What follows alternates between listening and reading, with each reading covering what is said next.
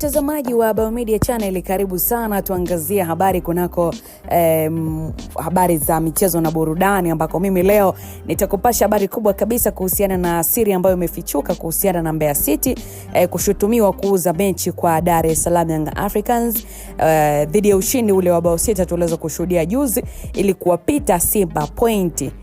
Noma sana. Huyu ni mchambuzi wa soka bana wa TV3 Alex Ingereza, ambaye ameibua mjadala mkubwa baada ya kutoa maoni yake kupitia ukurasa wa Instagram kuhusiana na mchezo wa ligi kuu Tanzania bara ambao ulichezwa katika uwanja wa KMC Complex, ambapo tuliona Yanga Sports Club waliibuka na ushindi wa mabao 6-0 dhidi ya Mbeya City. Sasa Ingereza yeye ameeleza kuwa mazingira ya namna magoli yalivyofungwa yanaashiria udhaifu mkubwa sana wa Mbeya City, kiasi cha kuibua hisia kwamba baadhi ya wachezaji huenda waliuza mechi. Bana Ingereza yalisitiza kuwa aina ya mabao ambayo yalifungwa na Yanga yalionyesha wazi kutokuwepo kwa jitihada za wachezaji wa Mbeya City kukaba vizuri, kuzuia au kupambana ipasavyo, lakini badala yake walionekana kuacha nafasi wazi kabisa na kuruhusu wapinzani wao kufunga kwa urahisi. Hali hii bana imeibua maswali mengi makubwa kwa mashabiki na wadau wa soka, kwani mara nyingi mabao yalifungwa bila upinzani wote wa maana kutoka kwa walinzi wa Mbeya City. Na katika mchezo huo Yanga walionekana kuwa na mpangilio bora wa kiufundi na nidhamu ya hali ya juu, na walitumia pia nafasi ambazo walipewa kwa ufanisi mkubwa sana, huku washambuliaji wao wakipata nafasi nyingi za kufunga kutokana na udhaifu wa wapinzani.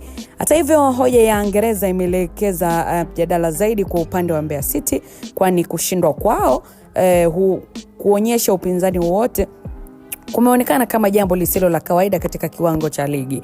Lakini kwa upande mwingine, ushindi wa Yanga umeendelea kuimarisha nafasi yao katika mbio za ubingwa. Na hata hivyo pia mjadala wa Ingereza umefunika zaidi matokeo ya mchezo, kwani mashabiki wanajadili kwa kina kabisa namna ambavyo Mbeya City walivyoshindwa kabisa kuonyesha ushindani. Sasa kauli yake imekuwa gumzo kubwa sana leo hii, ikionyesha namna ambavyo wadau wa soka wanavyohitaji kuona mechi zenye ushindani wa kweli kabisa, si hali ya wachezaji kuonekana kama wamepoteza dhamira ya kupambana.